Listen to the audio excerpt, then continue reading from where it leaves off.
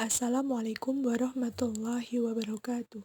Kami dari kelompok 2 dengan anggota Aditya Arga Arwanda dengan nomor NIM 101200123, Ainur Ismail Faryana dengan nomor NIM 101200132, dan Aldi Putra dengan nomor NIM 101200134. Kami dari kelompok 2 akan menyampaikan materi hukum tentang orang.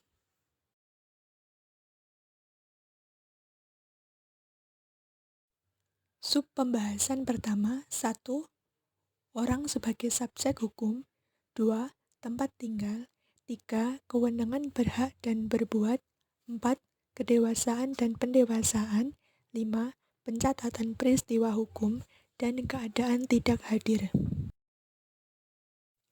Hukum perdata merupakan hukum antar perorangan yang mengatur hak dan kewajiban perorangan yang satu dengan yang lain di dalam hubungan keluarga dan di dalam pergaulan masyarakat. Dalam sistematika hukum perdata, menurut ilmu pengetahuan hukum dibagi menjadi 4 buku. Salah satu di antaranya adalah berisi tentang hukum perorangan, yakni mengatur mengenai pribadi alamiah manusia sebagai subjek hukum dalam hukum.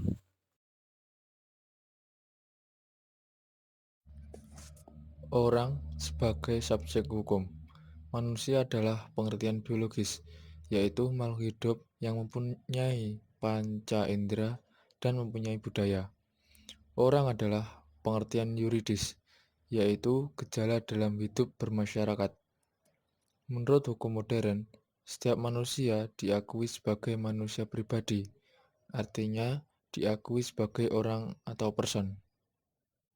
Karena itu, setiap manusia diakui sebagai subjek hukum, yaitu pendukung hak dan kewajiban.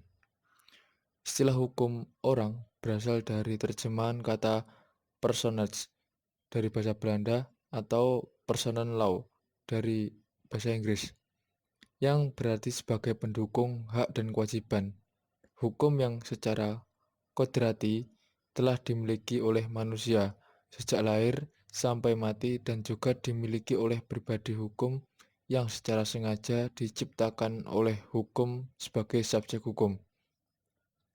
Orang yang merupakan subjek hukum, pengemban hak dan kewajiban.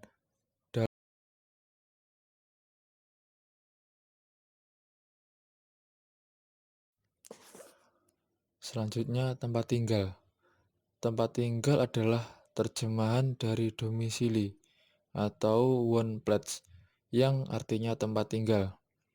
Domisili yaitu tempat di mana seseorang berada dalam kaitan dengan pelaksanaan hak dan penentuan kewajiban atau dianggap oleh hukum selalu hadir, ditentukan demi kepastian hukum.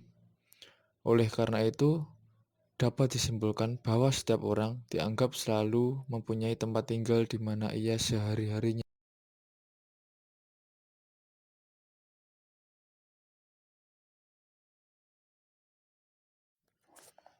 Selanjutnya, kewenangan berhak dan berbuat. Yang pertama, manusia pribadi mempunyai kewenangan berhak sejak ia dilahirkan, bahkan sejak dalam kandungan ibunya. Asal ia lahir hidup apabila kepentingannya menghendaki. Pasal 2 KUH Perdata. Kewenangan berhak berlangsung terus hingga akhir hayat. Kewenangan berhak setiap manusia pribadi tidak dapat dihilangkan oleh suatu hukum apapun.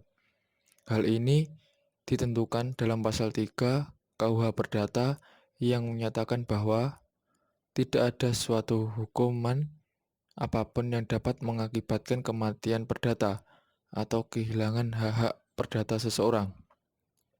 Yang kedua, kewenangan berbuat ada dua pengertian. Yang pertama, cakap atau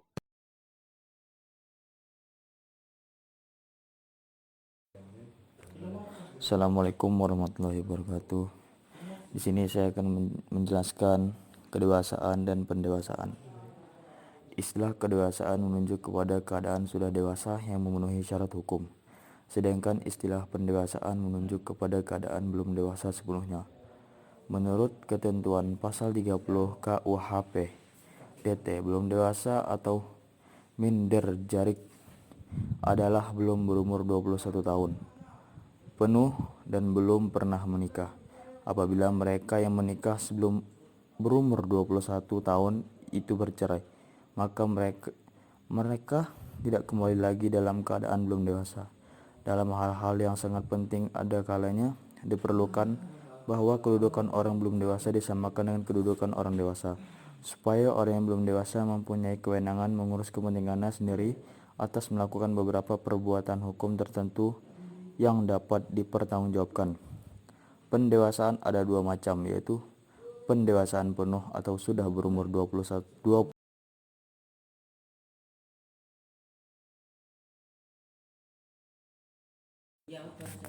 Yang selanjutnya adalah pencatatan peristiwa hukum.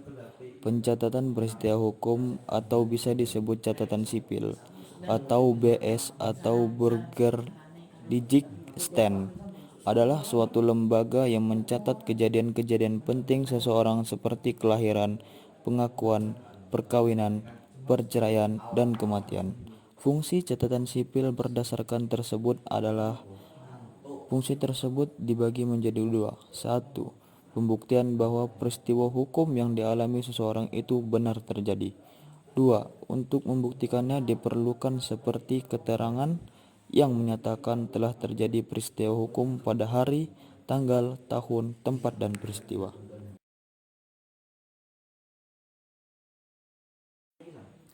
Yang selanjutnya adalah keadaan tidak hadir.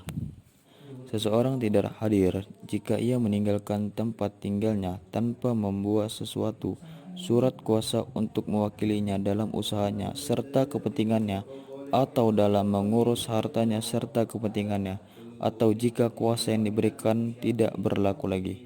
Untuk dapat dinyatakan dalam keadaan tidak hadir harus memenuhi unsur-unsur yang ditetapkan dalam pasal 463 KUH Perdata sebagai dasar dari ketidakhadiran, yaitu 1. Meninggalkan tempat kediaman. 2. Tanpa memberi surat kuasa kepada orang lain untuk mewakilinya. 3. Bila mana pemberi kuasa telah gugur. 4. Tidak menunjuk kuasa kepada orang lain untuk mewakilinya mengatur pengelolaan kepentingannya. 5. Bila mana timbul keadaan yang memaksa untuk menanggulangi pengurusan dari harta benda seluruhnya atau tidak, atau untuk sebagian. Sekian, terima kasih.